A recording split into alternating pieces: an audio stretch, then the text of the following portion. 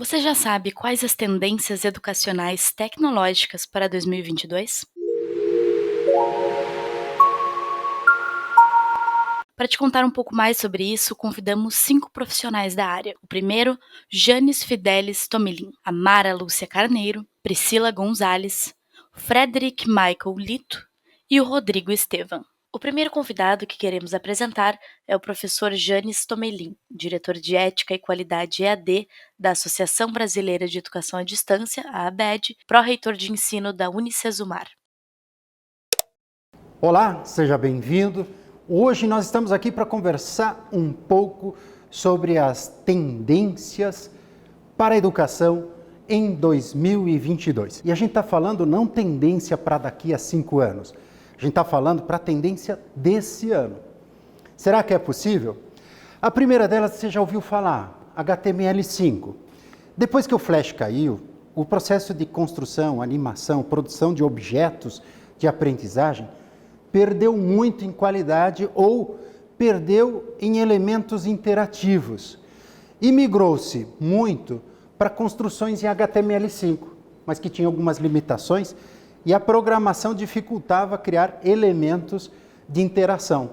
Arrasta e solta, animações 3D em HTML5. O que vem para esse ano?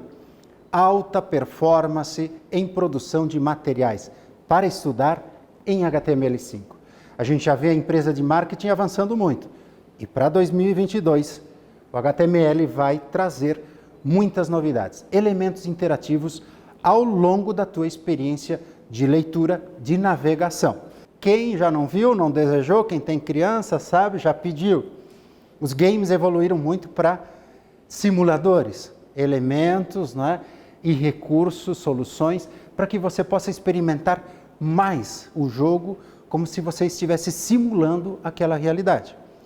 Então, na esfera dos simuladores, 2022 espera muito da gente que consigamos trazer da experiência de games para a experiência de construção de objetos interativos e simulados, tanto em software como em hardware, que dá uma experiência de imersão maior.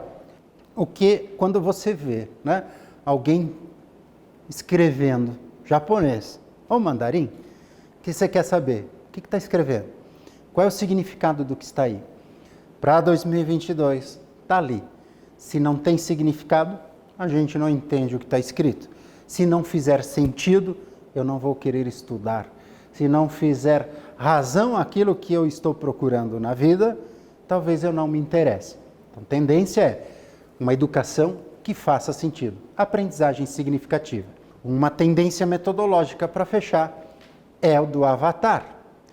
Bom, você já tem ouvido falar das dimensões de alter ego, de viver um outro personagem. Fala-se que Monteiro Lobato, por exemplo, quando escreveu O Sítio do Pica-Pau Amarelo, criou o personagem Emília, que seria o alter ego dele, que seria um personagem que reflete características da personalidade do escritor. Faz isso agora, faz essa relação com a educação. Quem não quis em algum momento saber como seria viver outra vida, viver em outro lugar, ocupar uma outra profissão? Quem sabe estar num outro ambiente exercitando outras oportunidades? Mas talvez você não queira fazer isso para a vida toda. Talvez você queira experimentar uma vez. Quando a gente fala de avatar, já lembra que as crianças gostam até de personagens inusitados, ou dos desenhos, das animações, ou da Marvel, ou até de animais, né? Quer virar um leão lá no metaverso. Mas e se a educação aproveitasse essa estrutura de alter ego para as crianças, estudantes, adolescentes, jovens e adultos experimentassem estar em um avatar que ocupa uma profissão em outra área? E que tal se a gente misturasse todas as metodologias para dar sentido ao que vai estudar?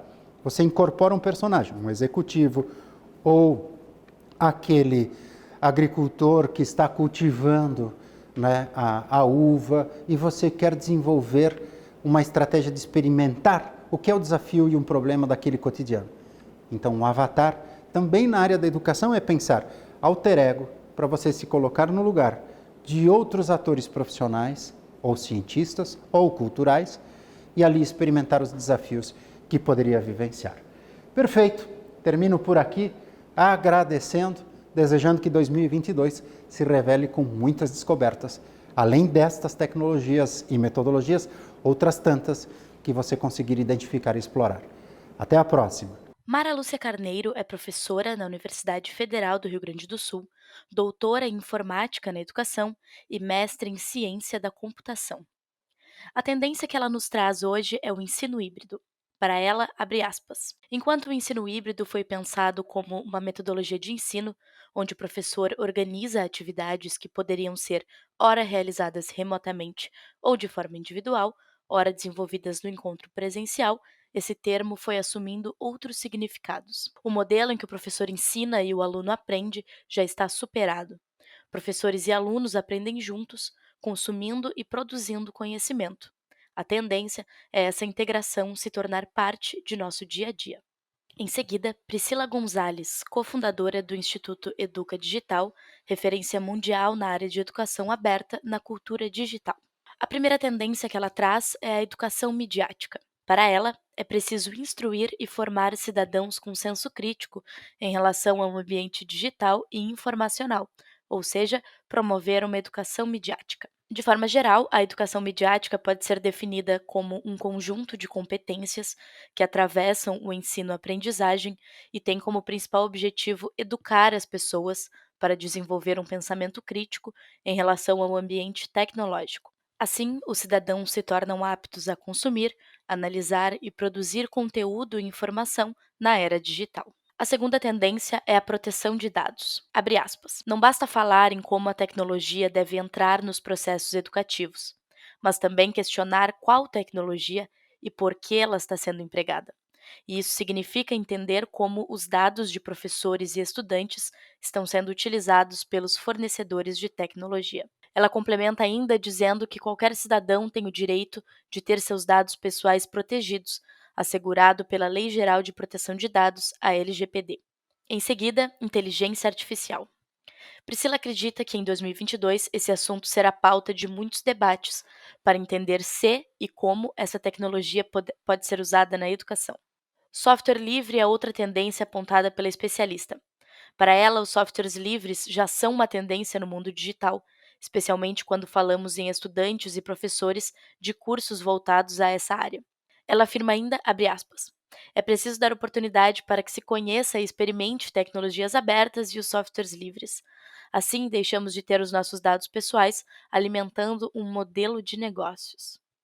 Por fim, ela aponta como tendência também o aparecimento e a discussão de algumas questões contemporâneas relacionadas à sociedade digital, como direito autoral, impactos ambientais da tecnologia e a discriminação algorítmica. Agora apresentamos o presidente da Associação Brasileira de Educação à Distância, Frederick Michael Lito.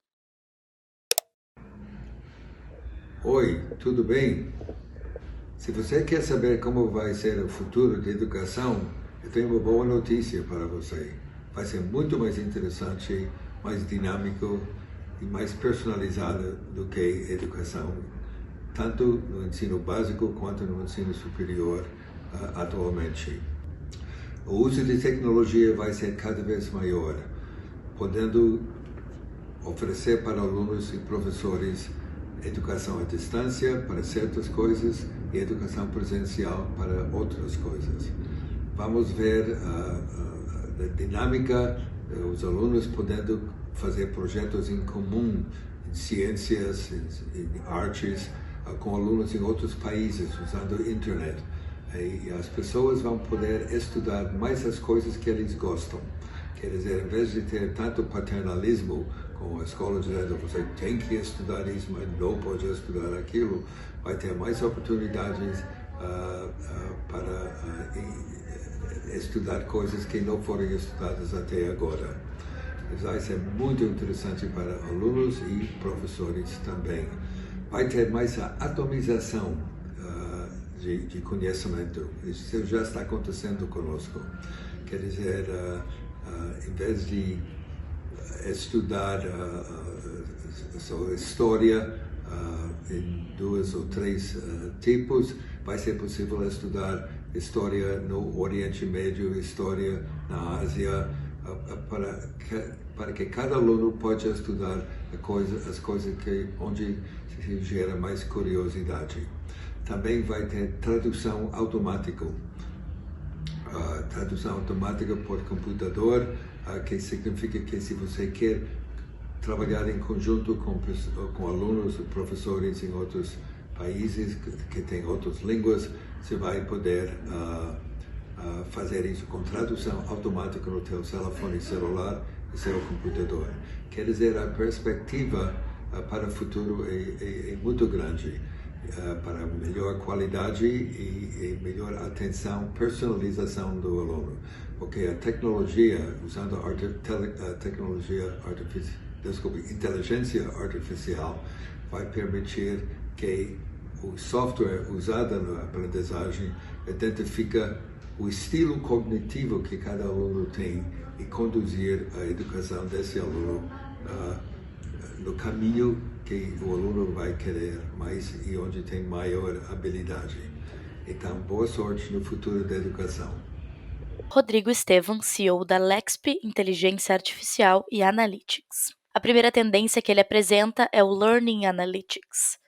Rodrigo diz que vem percebendo uma preocupação constante em realizar uma educação personalizada, onde os alunos possam ser apoiados pela instituição de ensino dentro de suas necessidades acadêmicas e de outros aspectos de sua jornada.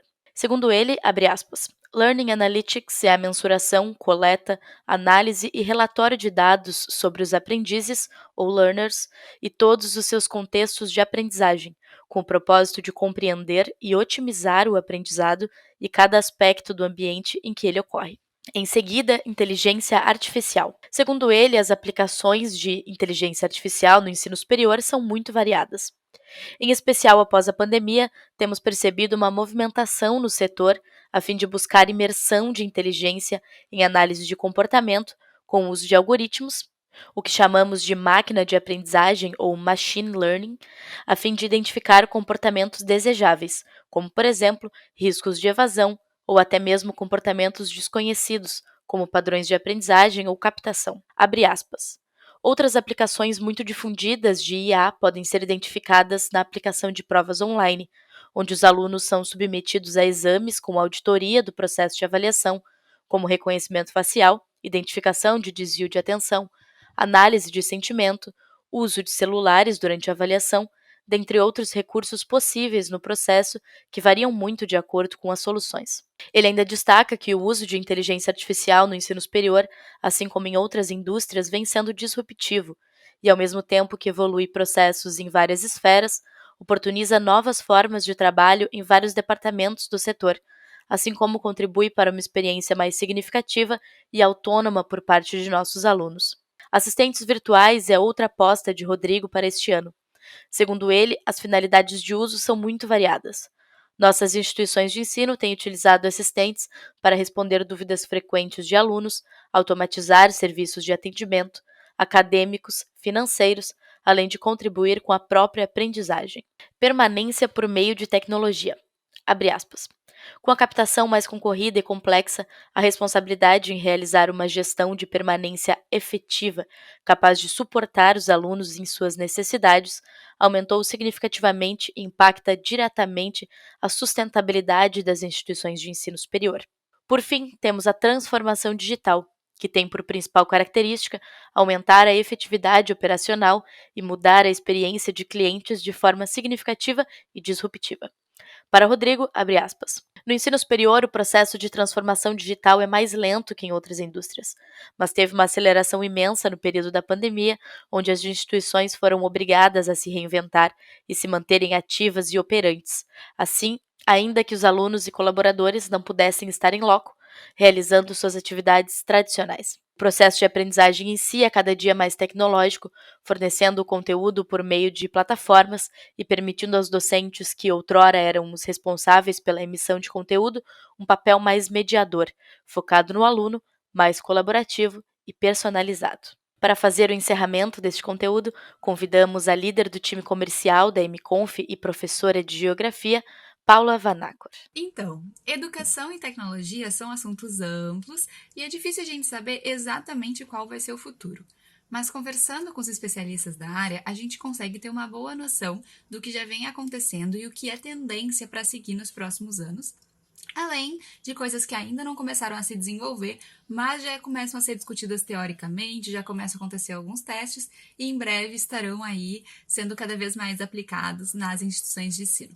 Espero que vocês tenham gostado desse conteúdo. Continuem nos acompanhando, que a gente está sempre produzindo novidades e tendências, notícias em relação à educação e tecnologia. Muito obrigada!